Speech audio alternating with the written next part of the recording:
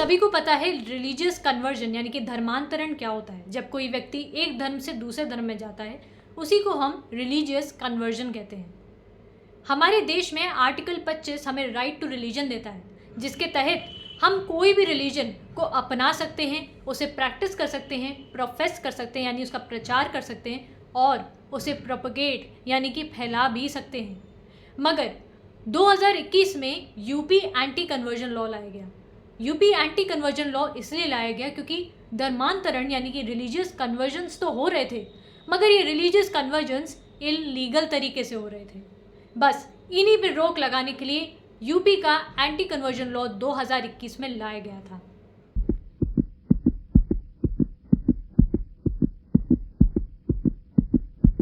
UP anti conversion law 3 चीज़ों में deal करता है। सबसे पहले इलीगल कन्वर्जन्स क्या होते हैं, ये इलीगल कन्वर्जन्स कब लीगल कन्वर्जन्स में बदल जाते हैं और इन इलीगल कन्वर्जन्स की पनिशमेंट्स क्या क्या होती हैं। Conversion section 3 subsection 1 of UP anti conversion law हमें बताता है कि कब कोई कन्वर्जन इलीगल कन्वर्जन में बदल जाता है।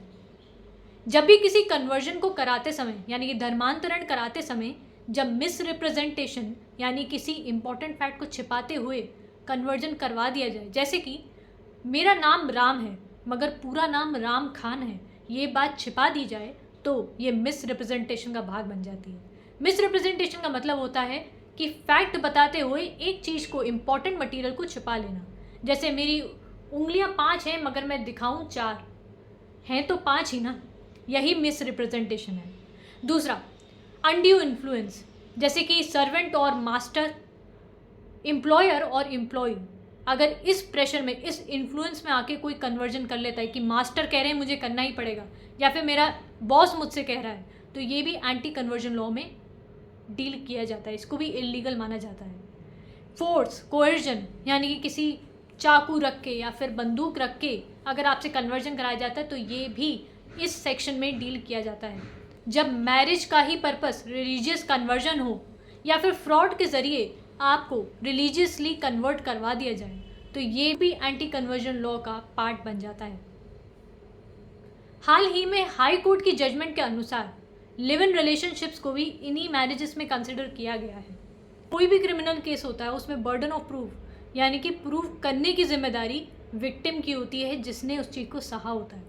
मगर in case of UP anti conversion law उस व्यक्ति पे बर्डन ऑफ प्रूफ होता है जिसके अंडर धर्मांतरण हुआ है, यानी कि जिसका कन्वर्जन नहीं, जिसने कन्वर्जन करवाया है उस पे बर्डन ऑफ प्रूफ डाला जाता है, यानी कि अक्यूज पे, जिस पे इल्ज़ाम लगाए गए हैं उस पे बर्डन ऑफ प्रूफ आ जाता है। ये बताता है वे सेक्शन 12। सेक्शन 9 हमें बताता है साफ साफ कैसे हम किसी भी रिलीजियस कन्वर्जन को लीगल बना सकते हैं। और ये तभी हो सकता है जब आप कन्वर्जन के पहले 60 दिन पहले डीएम को डिक्लेरेशन लिखें कि मैं अपनी इच्छा अनुसार रिलीजियस कन्वर्जन कर रही हूँ या कर रहा हूँ, और इसी के कन्वर्जन के 60 दिन के अंदर, कन्वर्जन होने के बाद 60 दिन के अंदर अगर आप डीएम को दूसरा डिक्लेरेशन लिखते हैं जहाँ पे आप अपने फादर, हस्बैंड, परमानेंट एड्रेस या फिर सब डिटेल सबमिट कर देते हैं, तो ऐसे डिक्लेरेशंस को डीएम कॉपी बनाकर पुलिस इंक्वायरी के लिए भेजता है। और पुलिस इंक्वायरी जब इस इंटेंशन की जांच कर लेती है कि ऐसा कोई भी माल इंटेंशन यानी कि गलत इंटेंशन नहीं है रिलीजियस कन्वर्जन के अंडर, तो ऐसे में ऐसा कन्वर्जन लीगल कन्वर्जन होता है। Hope you like this video. Do not forget to like, subscribe, share and also not forget to